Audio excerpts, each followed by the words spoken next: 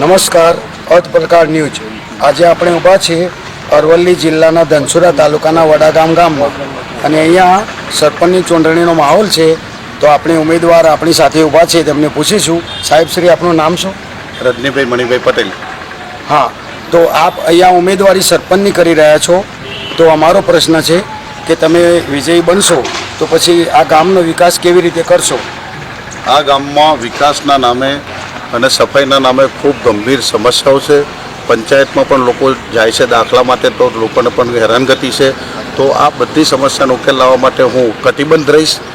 સ્વચ્છતાની બાબતે લોકોને પંચાયતમાં કનકગત ના થાય એ બાબતે સંપૂર્ણ લોકોને હું ન્યાય આપીશ.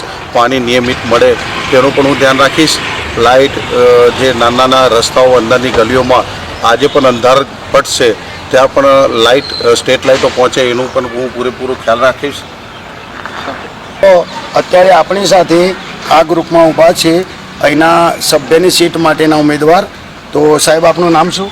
અમરીશ રમેશચંદ્ર ગોર, આપ કયા વોર્ડમાં ઊભા છો? વોર્ડ નંબર 5માં. હા, તો આપ વિજયી બનો તો પંચાયત પેનલને કઈ રીતે મદદરૂપ થશો, જનતાને કઈ રીતે મદદરૂપ થશો અને વિકાસમાં શું આપ ફાળો આપશો? એની કોઈ બી કામ રહેતું હશે અહીંયા મારા વોર્ડની અંદર કે ગામની અંદર, તો બધા જ કામ કરવા માટે હું તૈયાર છું. અને બીજી વસ્તુ, જ્યાં ગટર લાઇન છે, પાણીની લાઇન છે, અગર તો સમજો ઇલેક્ટ્રિસિટીની લાઇન છે, કોઈ બી લાઇન અત્યારે બી આમ જોવા જઈએ તો બધી જગ્યાએ થોડું અંધારપટ, અમુક જગ્યાએ ગટરનું કામ, એ બધું કોઈ ચોખ્ખું નથી, કંઈ પહેલાં કંઈ નથી. જે અમારા આગળ પરથી અમે આ બધું બરાબર. ધન્યવાદ. તો આપણી સાથે અહીંયા આગળ નારી શક્તિ પણ ઊભા છે. તો બહેનને પૂછીશું કે આપ સરપંચ વિજયી બને તો આપ એમની પાસે, પંચાયત પાસે શું આશા રાખો છો અને તમે એમને કઈ રીતે મદદગાર બનશો? મારું નામ કૈલાસબેન છે, રામી છું.